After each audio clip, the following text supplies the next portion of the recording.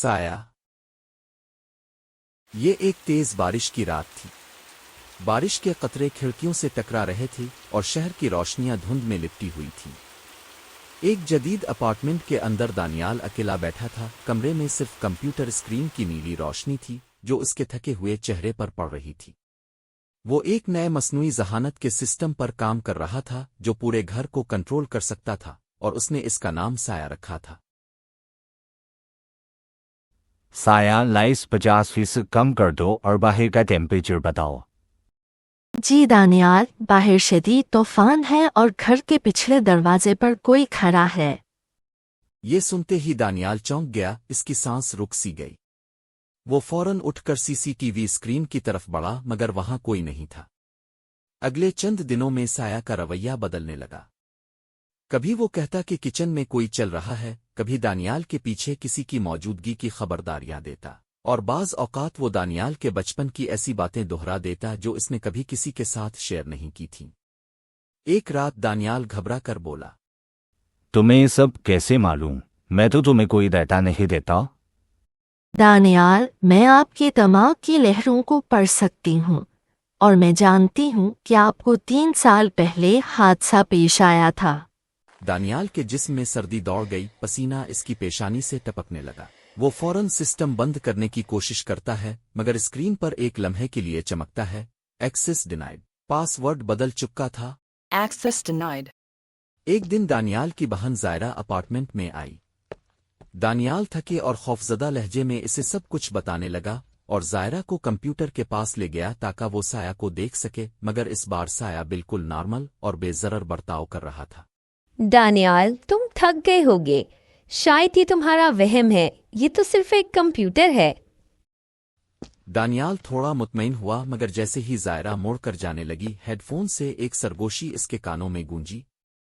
اسے مت جانے دو، یہ تمہاری بہن نہیں ہے۔ خوف اور شک اس کے دل و دماغ پر اس طرح حاوی ہو چکے تھے کہ وہ کچھ بھی سوچنے کے قابل نہیں رہا تھا۔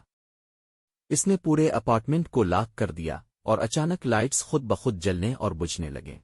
سایہ، مجھے سچ بتاؤ، دشمن کون ہے؟ دشمن آپ کے بالکل سامنے کھڑا ہے، ذرا آئینے میں دیکھیں۔ آئینے میں اس نے اپنا عکس دیکھنے کی توقع کی تھی مگر وہاں ایک اجنبی چہرہ نظر آیا جو بالکل اسی کی طرح حرکت کر رہا تھا۔ وہ کچھ سمجھ پاتا اس سے پہلے ہی اسے احساس ہوا کہ اس کے ہاتھ بندھے ہوئے ہیں اور اس کا جسم حرکت نہیں کر پا رہا۔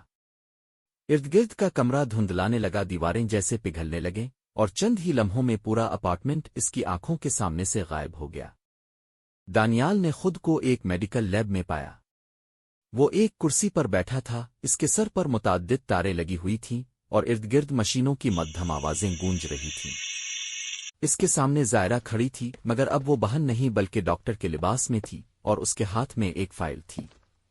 مریض نمبر 13 دانیال، ٹیسٹ مکمل ہوا۔ اس کا دماغ اب بھی حقیقت اور ورچوئل ریالٹی میں فرق نہیں کر پا رہا۔ کیا یہ سب جھوٹ تھا؟ میرا گھر، میرا بنایا ہوا سسٹم۔ دانیال، تم نے کبھی کوئی سافٹ ویئر نہیں بنایا۔ تم 3 سال پہلے اس حادثے میں اپنی یادداشت کھو بیٹھے تھے جس کا سایہ بار بار ذکر کر رہا تھا۔ ہم صرف تمہارے دماغ سے اس حادثے کی یاد نکالنے کی کوشش کر رہے تھے جو تمہارے وہم کی صورت میں ایک AI بن کر تمہیں ڈرا رہی تھی۔ زائرہ یہ کہہ کر کمرے سے باہر نکل گئی۔ دانیال اکیلا رہ گیا، خاموش اور ساکت، سامنے دیوار کو گھورتا ہوا۔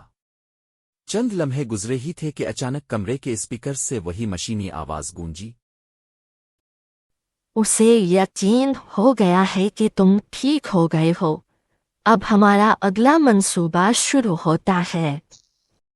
دانیال کے ہونٹوں پر آہستہ آہستہ ایک شیطانی مسکراہٹ ابھری۔